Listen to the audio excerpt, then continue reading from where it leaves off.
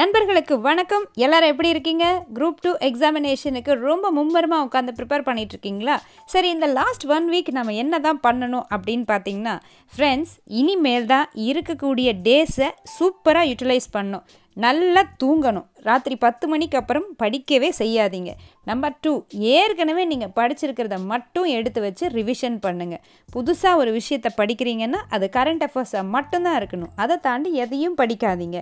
எல்லாத்தையும் ஃபாஸ்ட்டாக நல்ல ரிவிஷன் கொடுத்தீங்க அப்படின்னா ஏற்கனவே படித்தங்கள் எதுவுமே மறந்து போகாது. எக்ஸாமினேஷன் ஹாலில் நீங்கள் நினச்சி பார்க்கும்போது ஞாபகத்துக்கு வரும்.